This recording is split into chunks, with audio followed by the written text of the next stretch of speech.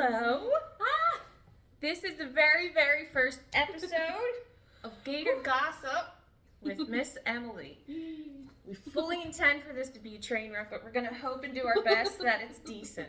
So, Miss Emily. Hi. She was very, very grateful. Very, very, what's the word? Gracious. Gracious enough to be my guinea pig for today. Yep. So today will be the first episode. Every Tuesday at 7 o'clock, we'll have somebody different come on and talk about something that inspires them, something that drives them, something that they really have a lot of experience in. So today, Emily is here as a BCBA.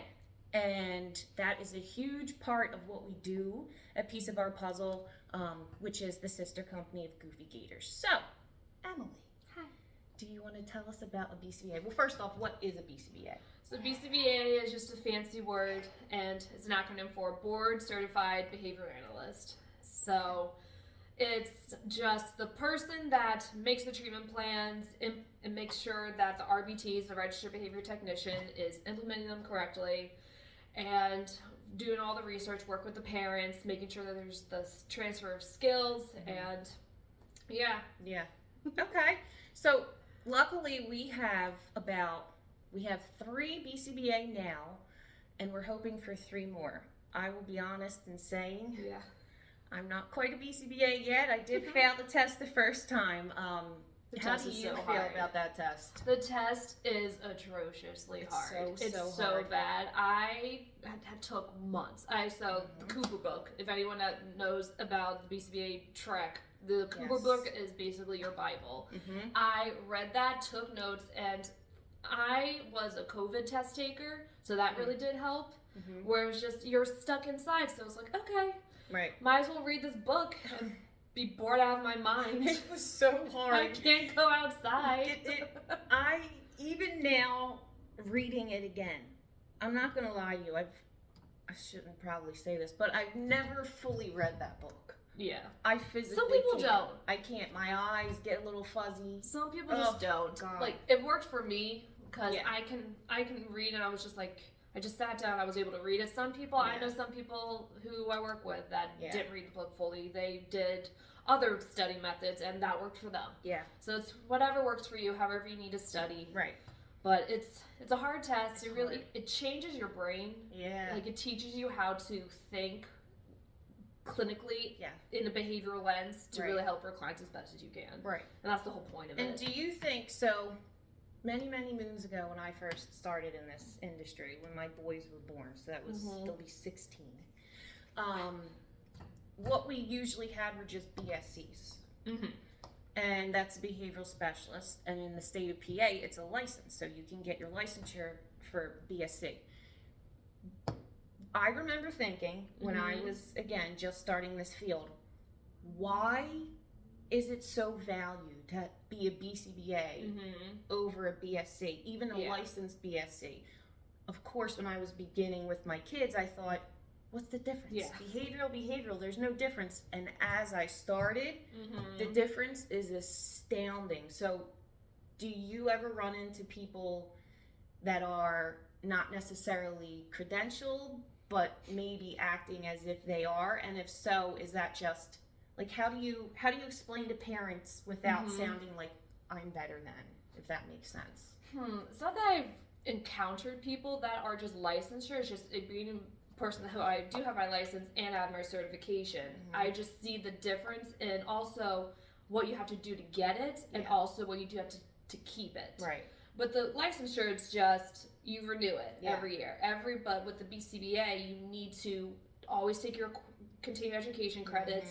You always need to be learning. You always need to be changing. You always need to just be aware of, like, the different things that are changing in the field of ABA. Oh my gosh, that's a huge thing. That was. I'm studying a different track than you because I graduated after you from the coursework, and the ethics, I think it like tripled in size. Really? Oh, it's huge. Even the study book, the ABA study book, there's like a little guy in there called an ethics devil, just so you remember all the ethics. Oh yeah. That, I think, for me personally, was one of several issues with BS. Yeah, it's the tough one because they don't, like, on the test they don't tell you or like phrase it as an ethical question. Yeah.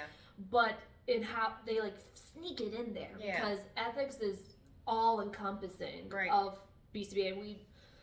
There's so many like things that you can like get tripped up on. We've seen things that in our personal experience like that. Sometimes it's a difference of accepting a gift and then you find out you can't, but then they changed it and it can be $10 worth and things like that. So that also holds you to a lot more standard. But I think for parents, I like to say for parents, you can actually go on what website is it?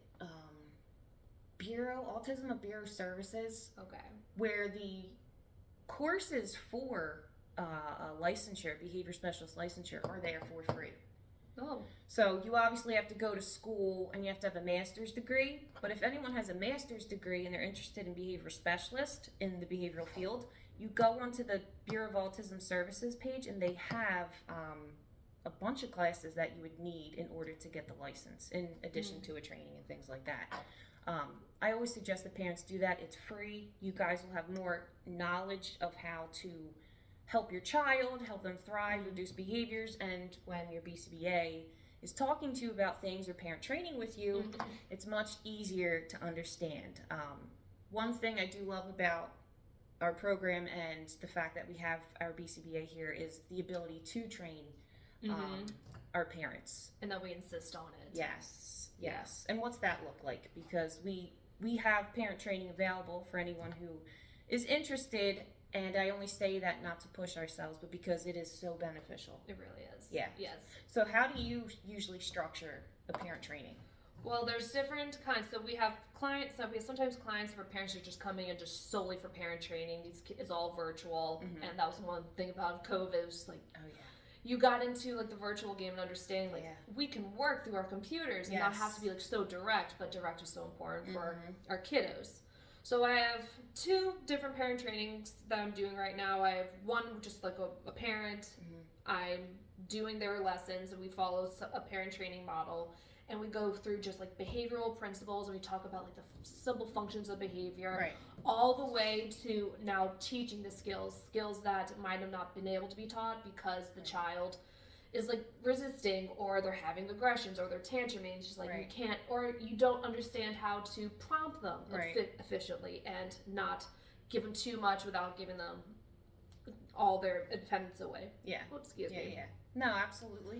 That makes sense. Then for our kiddos, like when I have like my clients, that majority of my time is spent with my clients here at the school, working with them directly, or work with the RBT, working on their classroom management skills, their communication skills. We'll go out to the houses monthly just to show parents, this is what we're doing. Here's what you can do at home. You might not be able to work on your mathematics at home, but you can work on communication at home and how that looks, playing with your kid.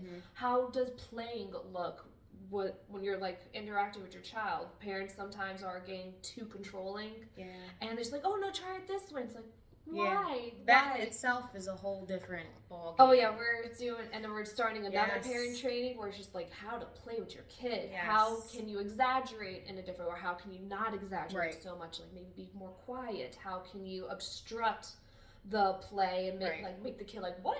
That's different. And it's gonna be just so great for parents to just be able to like interact with their kids, teach them without even realizing they're teaching them.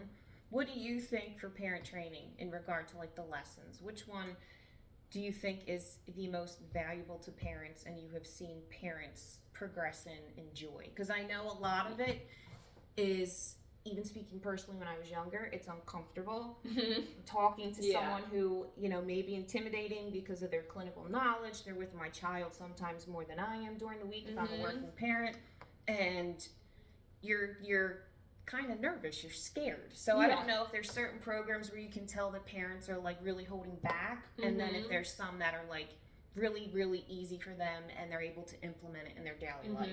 Yeah, so the one training that I find most valuable for the parents is just all about reinforcement, just how to reinforce, how to identify what their kids are reinforcing, understanding that they might like a reinforcement today, might not like it tomorrow, or in the next 5 seconds. Just always, and just like it teaches the parents that like adaptability and that kind of like fluidity in interacting with your kids, especially with autism diagnosis. Right. Just always just like being ready, just like adapt for them and like with them, teaching them, modeling that, just like how you like go throughout the day without like being so rigid. Yes. Yeah. And I think it's important to note that we assist our children in breaking from the rigidity and the routine that currently affects their life in a negative way. Yes. So, I understand there's backlash on ABA. I get it. I've gotten messages. I've read them. I understand. However, when used correctly, I think this is fantastic. I think it's really good. And we don't ever diminish stimming here. We don't ever disallow a child to stim.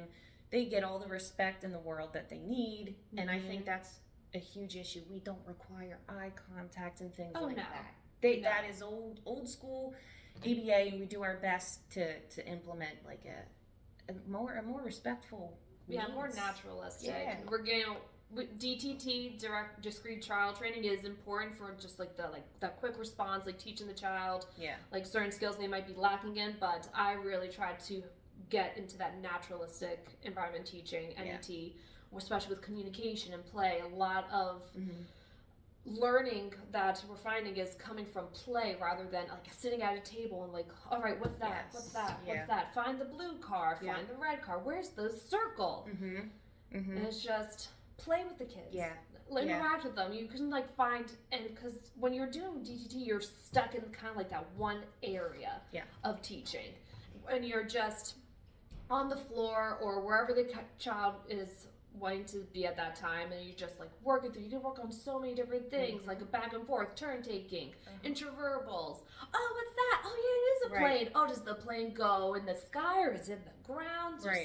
Right. You can just go. You can do so much. The world is your oyster. You could show them a car and a plane and mess around. And look, I have your airplane. Obviously, it's not your airplane, but all of the acronyms, because if you're in this world, you're in a world of acronyms. And I think that's a given from day one. When you get your IFSP, then your IEP, and then one day it's an ISP. So there's so many acronyms, and I think the few that you mentioned, we could go into different podcasts on each one, on NET, on play therapy specifically, on things like functional communication training.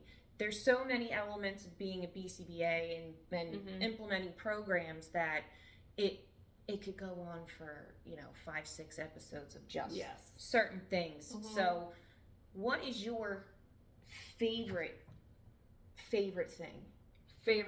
Your favorite thing to do as a BCBA? Whew.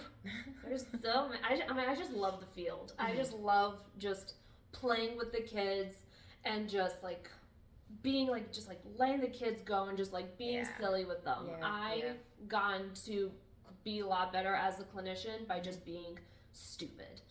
By just being like not so serious. Just like getting on the floor with them. I know it's dirty. I know that there are just like boogers probably everywhere. That's what a shower's for. And it's probably good for me. It's like in the field that we are, we're always so sick, but maybe give them use them something to do. I don't think many people realize that, and it's not woe is me. We're not complaining, but I mean, you're spit on, you're so bitten, you're kicked, you're scratched, and that's in play. In play. Exactly. There are behaviors where you're just getting beat up, bruises all the time. It's like, okay. Yep. I can do it. Just go back in but the best feeling ever is when that behavior is gone and it's replaced with something more effective, more efficient.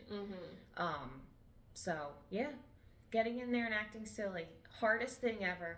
Ever. When I started RBT, well, it wasn't RBT. It didn't even have that acronym back then. Was it TTT or TSS? TSS, that was it.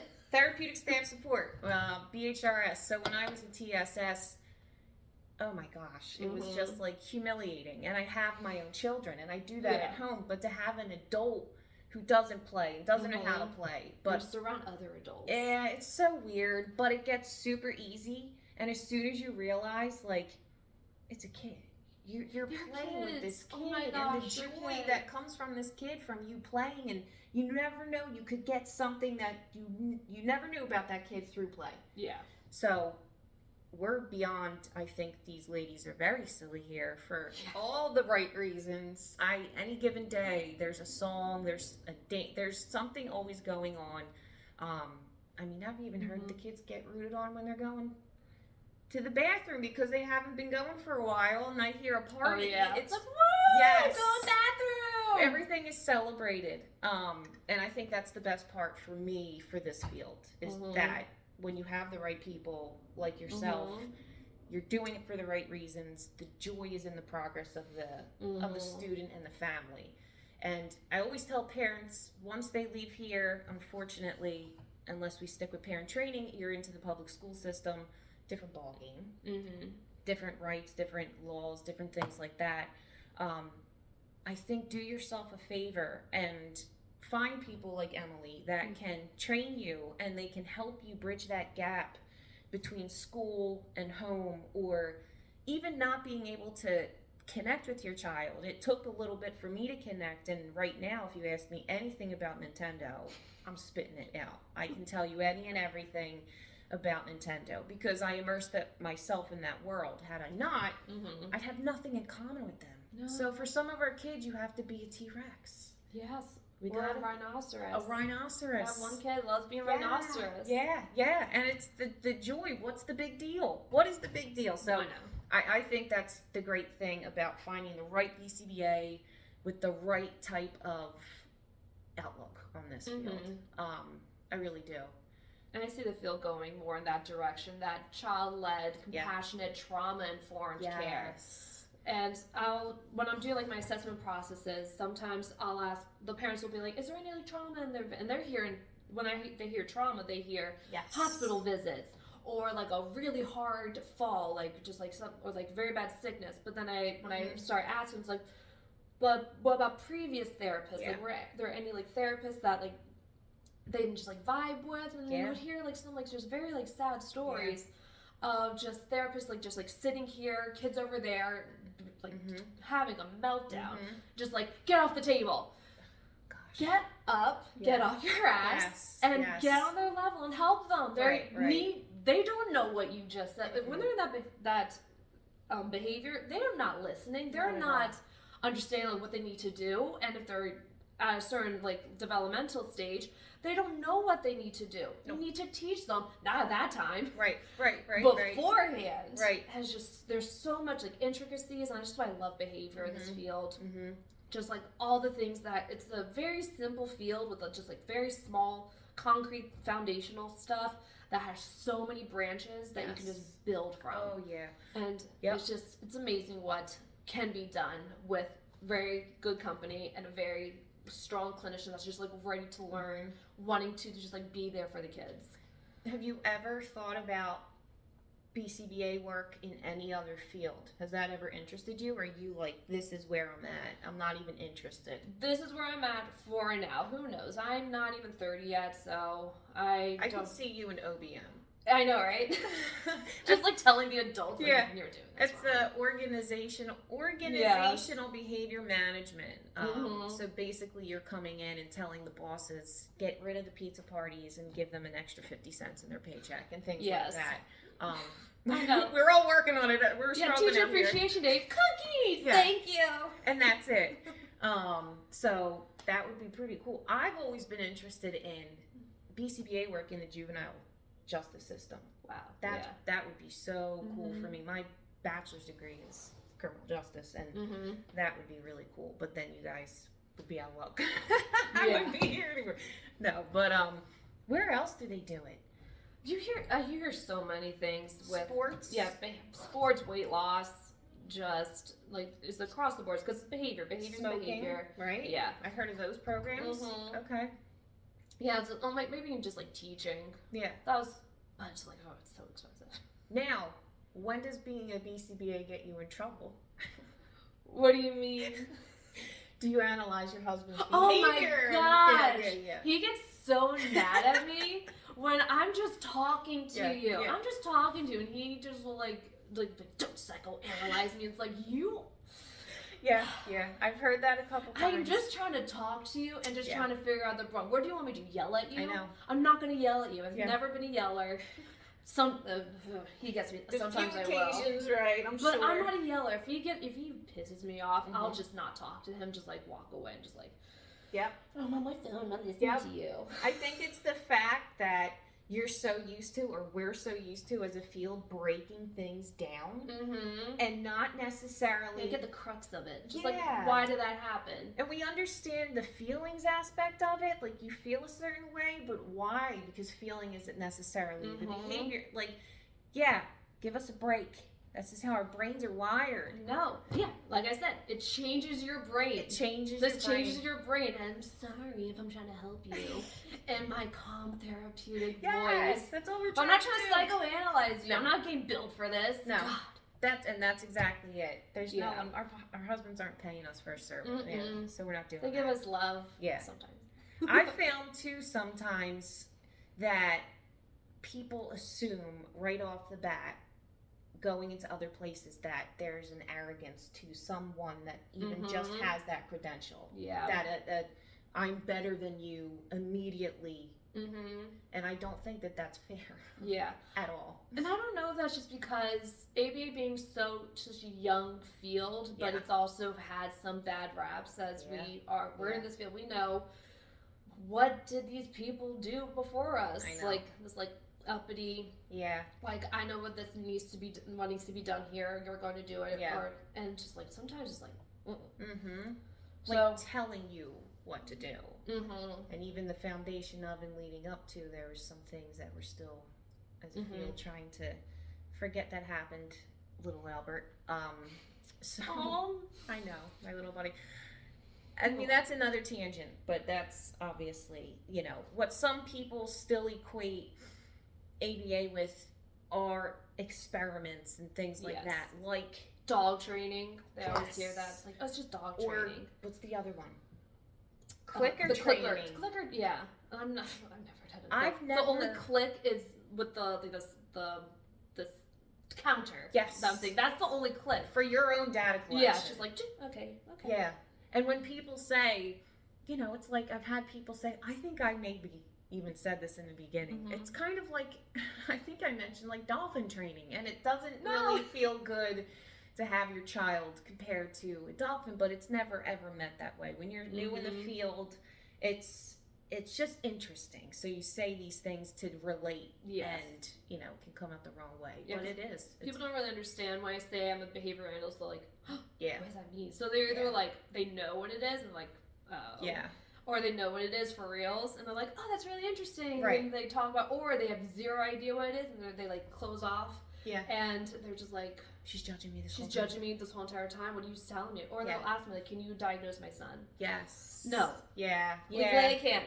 We're not we don't have that school behind us. And I never would. No.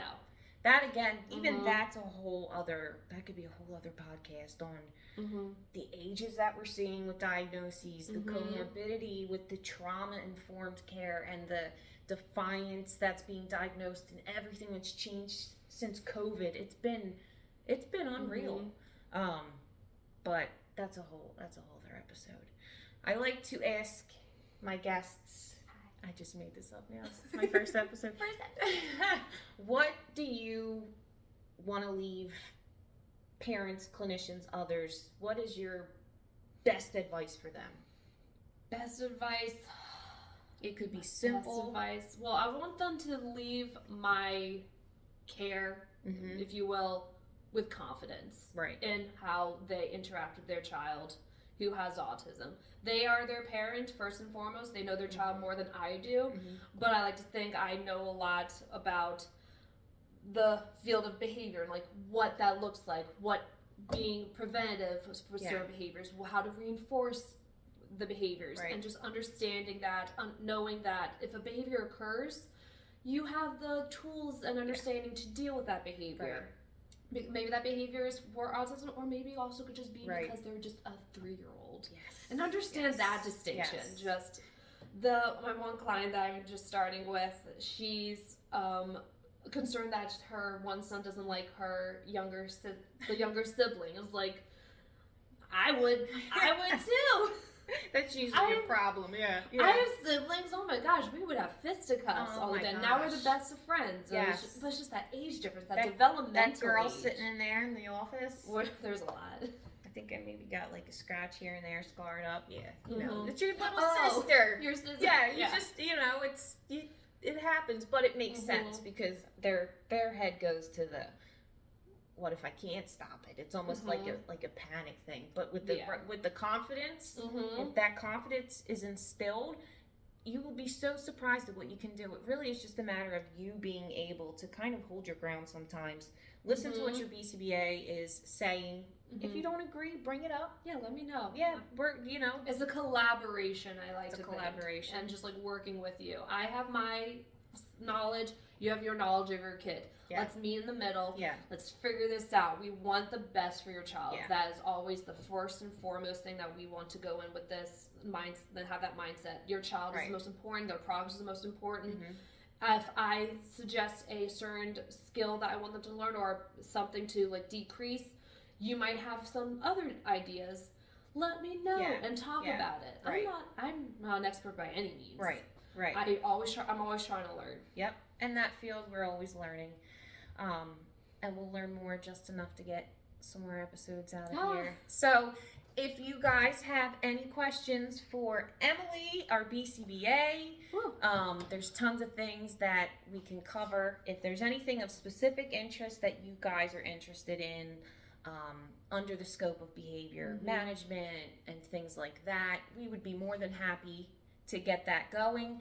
You can message me, you can comment below and let us know if you have any questions or if you have any topics that you'd like. And again, thank you, Emily. Thank you. Thank you for being my friend and doing this. I appreciate it. My pleasure. This was fun. And then we will see you next Tuesday at 7. Bye. Thank you. Tits up. Tits up. This is the blooper reel. Wait. What happened?